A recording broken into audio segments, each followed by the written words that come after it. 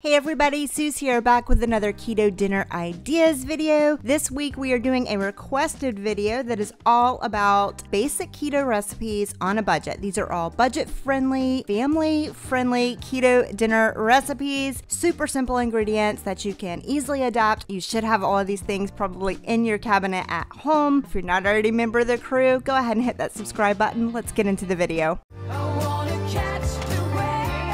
First up in our budget-friendly keto dinner recipes, we're making a simple cube steak with some cauliflower mash. So to start with in one dish, I just have a couple cups of ground up pork rinds. I know some of you can't get your hands on those. You could probably use an almond flour or flaxseed meal mix. I'm just eyeballing a little bit of garlic powder in my hands, adding that into the crumbled up pork rinds and then some fresh ground black pepper.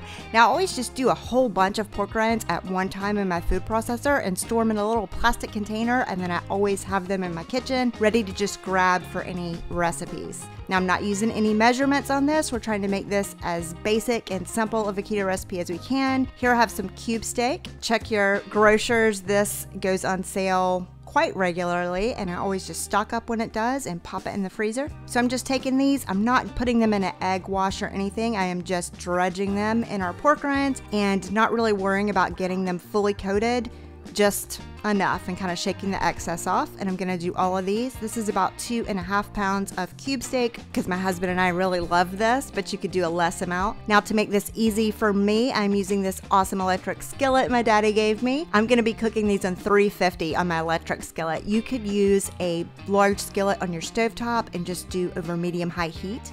I'm doing a nice coating of extra virgin olive oil in the skillet and then adding a few tablespoons of unsalted butter to that. The olive oil mixed with the butter keeps your butter from really burning up too quickly, so it'll stay in your pan and give you that nice flavor. Now I'm just gonna put all of our pieces of coated cube steak in the pan. I don't think I mentioned this, but I didn't add salt to this as the pork rinds have plenty of salt for me, but add some if you feel like you need more. I'm gonna let those cook for 5 minutes on that side using some tongs to go ahead and flip those over. And I'm gonna let them cook for 5 minutes, have this set to 350 on the other side, and that's gonna come out to about the perfect temperature for me. Once those are done cooking on both sides, I'm just gonna remove them to a plate. I'm not putting these on paper towels or anything to soak up excess grease. They're fine just as is. And then I'm gonna cut my heat down on my skillet to about 300. Add 1/3 cup chicken broth to this. This is low sodium chicken broth. And I'm just deglazing my skillet by scraping up all of those nice cooked bits. This is gonna make a gravy / cream sauce. Now probably for the amount of cube steak I cooked, I should have doubled this amount of broth and the cream that we're gonna add in right now. So do that if you want extra gravy, but I just wanted my steak just lightly coated.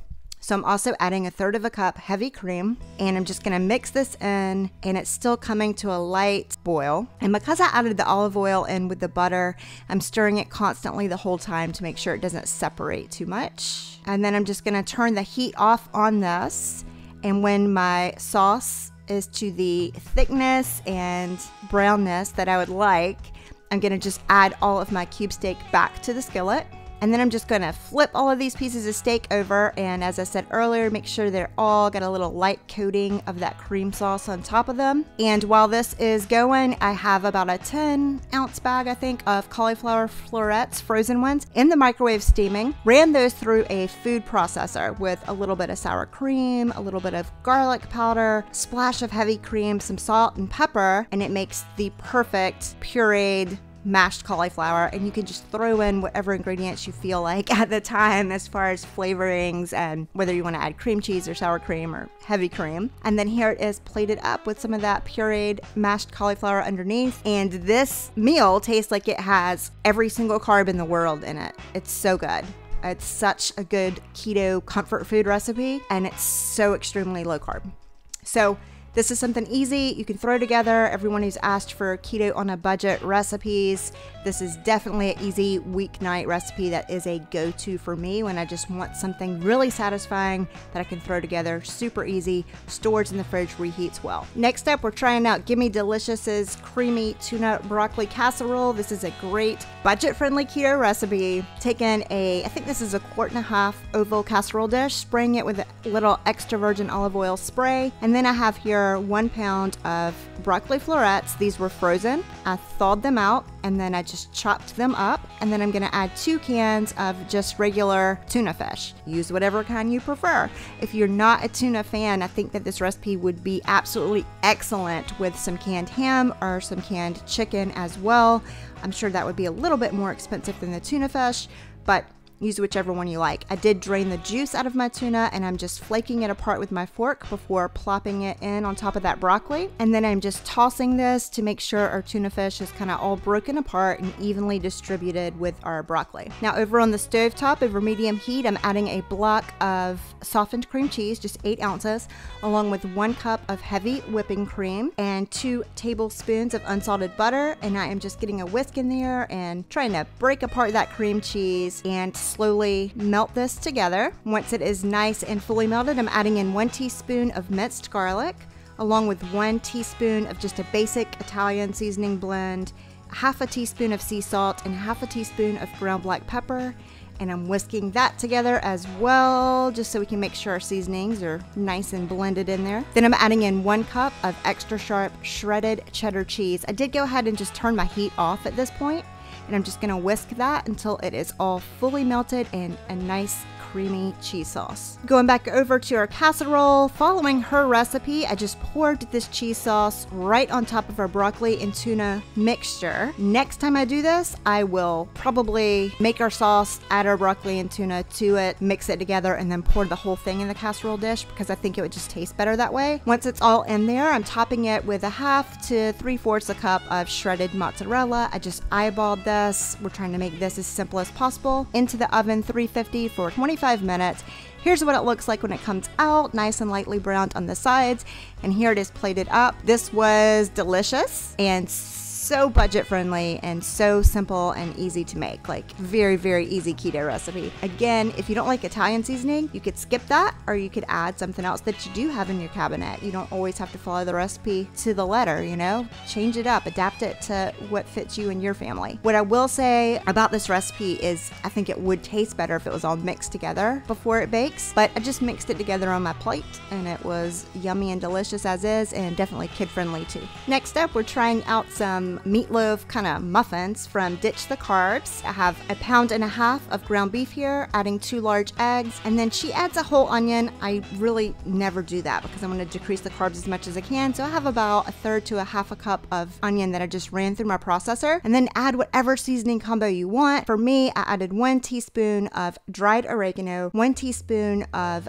garlic powder, 1/4 of a teaspoon sea salt, 1/4 of a teaspoon ground black pepper, and then I'm just getting in there with my hands and mixing this together until it's nice and combined like you would any meatloaf. If you wanted to, you could add fresh herbs to this. I didn't add any tomato paste, but you could if you wanted to. I was trying to make it as low carb as possible, or you could use bacon, whatever you feel like. Now, I have 2 silicone muffin pans. I'll try to link these below if I can find the link for them. I like these because they're deep, so even when your grease comes out of your beef, it doesn't overflow. And I just sat these on a regular pan, and I'm putting small handfuls of our meatloaf mixture into our muffin cavities. Make sure when you're doing this that you don't mash down the meat mixture tightly, or else it's going to be tougher and it's going to be more like a really dense, compact meatball than it will be the texture of a meatloaf. So just kind of lightly press your meat mixture into the pans, and then I am topping it with shredded cheese. I am using bagged cheese tonight because this recipe is so low carb by itself. Always shred your own cheese if you want to not get those potato starch carbs that they add to shredded cheese to keep it from sticking together. But for me, in convenience, I just did it this way. Popped this into the oven, 350 degrees for 30 minutes. Here is what they look like when they come out. Super simple. These came out of the muffin containers really easily, just with a large spoon. Here it is plated up. I just steamed some long stem green beans in the microwave with a little salt, pepper, and butter to go along with this. Super easy meal, stores in the fridge, reheats really well. You see how quick we threw that together. The hardest part is just getting your hands messy. Last up this week, we threw together some keto Crockpot chicken and cabbage. This is based on a recipe from Clean Eating's Kitchen. Now I use chicken breast for mine because that's what I prefer, but if you want to make this more budget friendly and even more flavorful, you could use chicken thighs, you could use drumsticks, whatever you like. So in my large crock pot, I am adding some shredded cabbage. I had 2 bags here because I thought I might need 2, but once I put it in, I was like, one's fine. I think it's 10 ounces. Save even more money by buying a head of cabbage and just slicing it up yourself. On top of that, I'm adding a 1-pound bag of frozen cauliflower rice. And then I'm adding 4 large chicken breasts to this. It ended up being about 3 pounds of chicken because they were so big. I'm gonna pour in 1 cup of low sodium chicken broth to start with, right over the top of that. And then I'm just gonna sprinkle in a 1/2 teaspoon garlic powder, 1 teaspoon of an Italian seasoning blend. Again, do what you prefer. 1 teaspoon of sea salts and a 1/2 teaspoon of ground black pepper. And I'm not worrying about the seasoning getting on the other side of the chicken because as this cooks, we're gonna periodically stir it and it's gonna break apart and be more like a stew, and the seasoning is gonna get all up in the whole dish. Putting the lid on, I cooked mine on high for about 6 hours, stirring it, breaking it apart. This is what it looks like. You could do it on low all day and your chicken would be even more tender. And that's how I'd normally do it. I was in a hurry. Here it is plated up. As I said, it is more like a stew. This is excellent and easy, and it makes a whole bunch of food. And like I said, just use whatever chicken you want. Chicken thighs, chicken legs, wings, whatever's on sale, whatever you have in the freezer, just kind of play around with it. So there you go. This was by special request. Basic keto recipes, easy for your weeknight dinners, budget friendly, family friendly. If you liked this and you like these kind of basic recipes, comment down below and let me know. I have some more special request videos in the coming weeks. Thank you so much for sticking with us and watching our videos every week. I love how supportive you all are, and it really encourages me to keep making these videos. Till next time, bye y'all.